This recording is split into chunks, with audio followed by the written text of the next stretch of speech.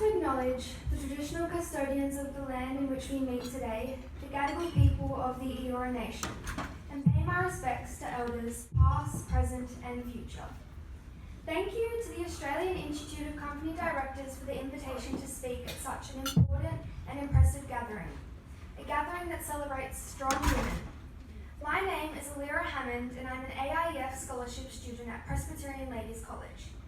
I am a Wiradjuri woman and my people are from Galagalbone. Until recently, I didn't know a lot about my Indigenous heritage. My mum and dad haven't been together since I was a baby, and it's my dad through whom my Aboriginal blood flows. My mum is one of those strong women I spoke of earlier. Despite becoming a mum when she wasn't much older than me, she has always supported me and fought for the best for me. She's also sought to teach me about my culture, even though it wasn't one that she shared. My dad was first sent to an adult prison at the age of 17. He is now 46 and has spent just 2 years of that entire period outside of jail. We don't know each other well, but I do know that our story isn't unusual. Indigenous Australians are 2% of the Australian population, but almost a third of those in prison.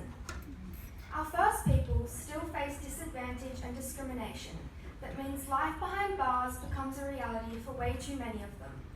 That trauma is inherited. It passes down through generations. So does the shame and continued sense that we don't belong.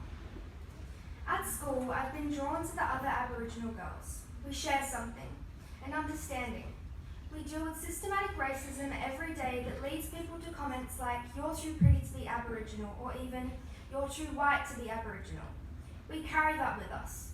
We're too good for our own people, but not good enough for them. So where do we belong? It was my mum who saw from afar a life better for me. She watched my auntie go to boarding school paid for by relatives and the opportunities it gave her. So when mum heard about AIEF, she set her heart on getting me a scholarship. She didn't want me going down the same path she and so many of my family members did. Disadvantage and addiction don't just affect one side of my family. All 4 of my grandparents were alcoholics and only one is still alive. My maternal grandma had a period of sobriety over the past 2 years, but has since relapsed. Her addiction shaped the childhood of my mum and aunties. They lived with relatives and were in and out of foster care. They are living proof, however, that we can be more than what was expected of us. We can create change, and we can commit to ending the cycle of trauma if we are willing to work hard enough. Despite their difficult childhoods, my mum and aunties have made an effort to create change. My mum went to university to study nursing with a 6-year-old, 2-year-old and newborn twins. She is currently in her 3rd year. My auntie Rosie went to university and studied creative writing. She's now written 2 best-selling books and is a household name. My auntie Taylor plans to study social work at university next year. She wants to help kids that are in the same position she was while in foster care. And me. After school, I plan to study law at university. That wouldn't be possible without the support of my school, Presbyterian Ladies College, and AIEF. I am so grateful for it.